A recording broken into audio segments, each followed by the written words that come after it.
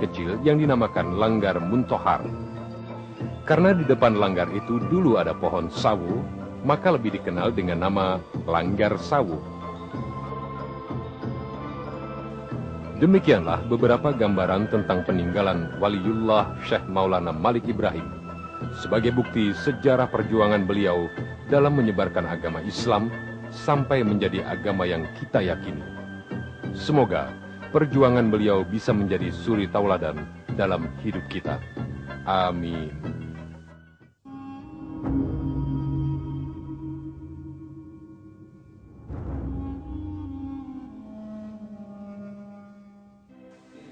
Ziarah adalah berkunjung ke kubur seseorang dengan tujuan baik, yakni mendoakan bagi arwah yang jasadnya terbaring di kubur itu. Selain itu, ziarah akan mengingatkan kita bahwa sewaktu-waktu kita akan mengalami keadaan yang sama, yakni mati.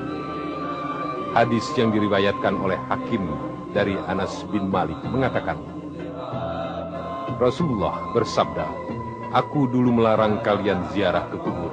Ingat, berziarahlah ke kubur, karena itu dapat menghaluskan hati, mencucurkan air mata, mengingatkan akan akhirat, dan jangan kalian berkata melecehkan."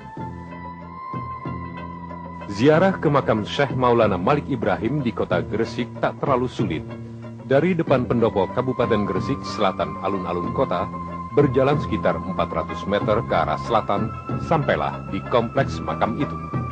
Jalan yang di kiri kanan penuh rumah-rumah kuno itu juga bernama Jalan Malik Ibrahim. Memasuki kompleks makam Maulana Malik Ibrahim, peziarah bisa melewati gapura kecil model gapura padu raksa seperti yang terdapat pada kompleks bangunan suci Hindu.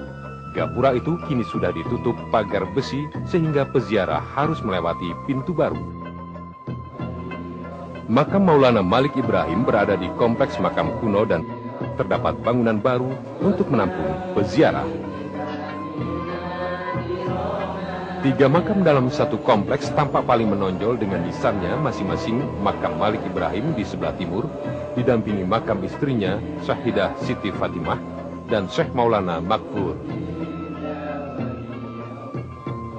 Sebagaimana umumnya di makam para Sunan Wali di kompleks makam Maulana Malik Ibrahim selalu penuh para peziarah. Berbeda dengan nisan kubur Fatimah binti Maimun di desa Leran, nisan kubur ini jauh lebih bagus dan indah. Nisan dari batu kualam yang mirip dengan batu nisan di Kambai, Gujarat ini, seindah inskripsi di makam Ratu Nasriyah di Pasai. Aksara Arab itu tersusun dalam lengkung-lengkung, kubah, dan benar-benar sebuah karya seni kaligrafi yang penuh pesona. Diawali dengan kalimat thayyibah, La ilaha illallah, dan ayat kursi, serta ayat-ayat Al-Quran lainnya. Dalam inskripsi itu juga dicantumkan gelar-gelar yang menunjukkan identitas dan martabatnya, termasuk situasi lingkungan kehidupan Malik Ibrahim semasa hidupnya. Seperti berikut ini. Maulana Malik Ibrahim adalah seorang guru yang dibanggakan oleh para pejabat atau Mafkar al-Umaro. Tempat meminta nasihat sultan dan pembesar pemerintahan atau Umdah as-Salatin wa al-Wuzaro. Orang yang sangat santun dan murah hati terhadap fakir miskin atau Wagois al-Masakin wa al-Fukoro. Dan orang yang berbahagia karena mati syahid dengan puji sanjung di lapangan pemerintahan dan agama atau As-Syahid, As-Syahid, Tirazu, Bahaid, Daulah, Wa'adin. Banyak sarjana barat yang membahas inskripsi di nisan Malik Ibrahim, diantaranya adalah Raffles, Snuk Hurkhronya. Maulana Malik Ibrahim adalah seorang mubaligh yang paling awal yang mendakwahkan Islam. Di samping seorang da'i, beliau juga seorang saudagar yang kaya dan seorang syah bandar. Dengan menyandang gelar syekh dan maulana, jelas beliau adalah ulama, juga wali atau guru agama penyebar agama Islam di Jawa yang ajarannya dilanjutkan oleh muridnya bernama Sunan Bonang seperti ditulis dalam primbonnya. Menurut Babat Hing Gresik tahun 1293 Saka atau tahun 1371 Masehi, mulai berdatangan juru dakwah dari Kedah, Malaysia ke Gresik, Kelompok pertama dipimpin oleh Maulana Malik Ibrahim dan Maulana Maghfur bersama 40 orang pengikutnya bermukim di Gunung Saimbang yang kemudian diberi nama dalam bahasa Arab Gerawarasi, yang berarti papan panggonanku leren. Maulana Maghfur yang makamnya berdampingan dengan makam Malik Ibrahim itu kemudian oleh penguasa kerajaan Majapahit diangkat sebagai Syah Bandar di Romo. Kitab Kisah Ba'di Asyafil Jawiyin menyebutkan Maulana Malik Ibrahim menyusul datang di desa Sembelo atau Tebalu sekarang di Leran. Di tempat pemukiman Siti Fatimah binti Maimun ini, beliau membangun Masjid Pesucinan pada tahun 1311 Saka atau tahun 1389 Masehi. Masjid kuno ini sudah beberapa kali dipugar, namun masih meninggalkan kekunoannya berupa mahkota di puncak kubah masjid. Romo adalah pemukiman kuno tempat dulu bermukim ayah atau Romo dari Maulana Malik Ibrahim bernama Maulana Ibrahim. Di sana beliau juga membangun sebuah masjid, namun tidak sempat terwujud. Umpak masjid kini dijadikan bagian bangunan Masjid Jami Romo sekarang. Sedangkan peninggalan lain berupa sumur suing tersisa di halaman Balai Desa Romo. Maulana Malik Ibrahim dan Maulana Siddiq datang ke Gresik pada tahun 1404 Masehi. Sebagai wali perdana di Tanah Jawa, sejarawan Dr. Haji Aminuddin Kasdi dalam Babat Gresik telaah historiografis dalam studi sejarah terbitan tahun 1977. Malik Ibrahim dianggap sebagai tokoh yang merintis pendidikan sistem pondok. Selama 15 tahun berdakwah di Gresik, beliau berhasil mengembangkan sistem pondok yang berasal dari bahasa Arab, fundu. Sistem pondok pesantren itu kemudian dikembangkan oleh Raden Rahmat dengan pesantren di Ampel Denta, Surabaya, dan disempurnakan oleh Sunan Giri dengan pesantren di Bukit Giri, dan berkembang terus menjadi pondok pesantren modern seperti sekarang ini. Demikianlah pencatatan sejarah digali dari serpihan-serpihan peninggalan kuno, makam-makam dan batu nisan kuno, prasasti-prasasti kuno, bangunan-bangunan kuno, dan buku-buku babat yang digali, ditata, dan diterjemahkan dengan berbagai metode penafsiran. Sungguh tepat ungkayan kata puitis dari sejarawan Belanda bernama Willem Bilderdijk bahwa keadaan yang timbul dan tenggelam saling terkait dalam kesinambungan. Dalam kelampauan terletak kekinian yang menjadi pangkal masa depan.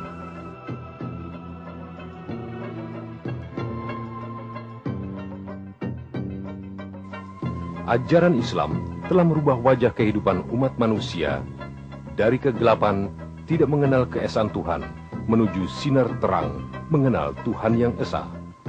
Zat penguasa tunggal seluruh alam semesta sebagai pencipta sekaligus pengatur perjalanan jagat raya melalui sunatullahnya. Dialah Tuhan yang menata peri kehidupan umat manusia, memberikan panduan tentang mana yang hak, mana yang batil, melalui firman-firman-Nya di dalam kitab suci Al-Quran. Dalam agama Islam kita mengenal dua rukun, yaitu rukun iman dan rukun Islam. Rukun iman adalah fondasi utama dalam kita memeluk agama. Seperti sebuah bangunan, fondasi itu tidak kelihatan karena letaknya ada di bawah permukaan tanah. Demikian pula iman. Iman itu tidak kelihatan karena letaknya di dalam hati. Sehingga apabila kita melihat sekelompok orang yang sedang di kantor, kita tidak tahu siapa di antara mereka yang beriman.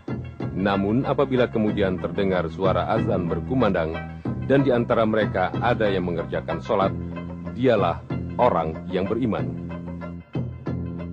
Namun apabila terdengar azan dan mereka tetap saja bekerja, dinamakan orang yang kurang beriman. Rukun iman ada 6 yang pokok, yaitu pertama, iman kepada adanya Allah. Yang kedua, iman kepada malaikat Allah. Ketiga, iman kepada kitab-kitab yang diturunkan Allah. Keempat, iman kepada utusan-utusan Allah. Kelima, iman kepada hari akhir. Dan yang keenam, iman kepada takdir atau qada dan qadar. Rukun iman ini kalau hanya sekadar dipahami atau dihayati tetapi tidak diamalkan akan sia-sia. Seperti gedung yang megah dan indah tetapi tidak dirawat. Rukun Islam ada 5, yaitu pertama, membaca syahadat. Kedua, menegakkan sholat. 3, membayar zakat. 4, melakukan puasa. Dan yang kelima, menjalankan haji. Rukun Islam yang 5 ini bisa dibagi 2 bagian, yaitu bagian pertama, rukun Islam yang pertama adalah membaca syahadat, yakni sebuah ikrar, sebuah pernyataan mutlak atau bersaksi bahwa tidak ada Tuhan selain Allah dan Muhammad utusannya. Ikrar ini sangat penting karena merupakan pintu masuk menuju rukun Islam yang kedua sampai dengan kelima. Tanpa ikrar ini, pengamalan rukun Islam sampai dengan yang kelima akan sia-sia. Bagian kedua, rukun Islam kedua sampai dengan kelima yaitu sholat, zakat, puasa, dan haji adalah perilaku untuk membentuk watak dan pribadi muslim sejati sehingga muncul sikap hidup yang disebut takwa.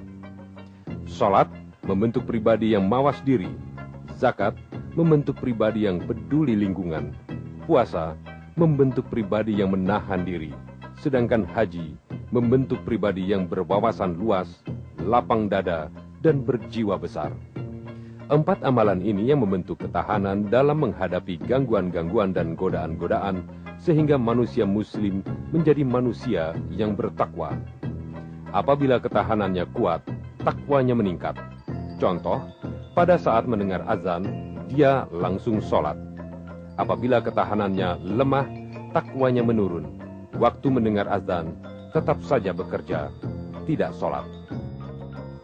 Rukun iman dan rukun Islam merupakan satu kesatuan yang tidak terpisahkan. Memahami dan menghayati rukun iman tanpa mengamalkan rukun Islam, ibarat bangunan yang tidak terawat. Mengamalkan rukun Islam tanpa memahami dan menghayati rukun iman, ibarat bangunan tanpa fondasi. Takwa secara harfiah berarti menjaga amanah dengan sebaik-baiknya. Tingkatan-tingkatan takwa. Tingkatan yang paling rendah adalah menjalankan perintah dan meninggalkan larangan. Tingkatan yang lebih tinggi, rojak dan khauf, atau mengharap dan takut. Sedangkan tingkat yang paling tinggi, hanya mengharap ridhonya Allah. Semoga kita menjadi muslim dengan fondasi keimanan yang kuat, istiqomah menjalankan rukun iman, dan digolongkan oleh Allah sebagai orang-orang yang bertakwa. Amin. Ya Allah, sesungguhnya tiada suatu kekuatan pun, kecuali kekuatan yang datangnya darimu. Dengan segala kerendahan hati dan kelemahan diri kami, berilah kami hidayah dan inayah-Mu untuk menapak jejak, menelusuri perjuangan para wali-wali-Mu yang telah menebarkan kebenaran perintah-perintah-Mu dan larangan-Mu, sehingga saat ini bisa mengenal utusan. Ya Allah, aku bersyukur dengan sesungguh-sungguhnya rasa syukur, sehingga kami bisa membedakan mana yang hak dan mana yang batil, mana yang Engkau ridhoi dan mana yang Engkau murkai. Berilah mereka-mereka yang berjuang menegakkan kebenaran, menunjukkan keadilan yang sesuai dengan firman-firman, tempat di sisi-Mu, di sorga-Mu yang indah, seperti yang telah Engkau janjikan.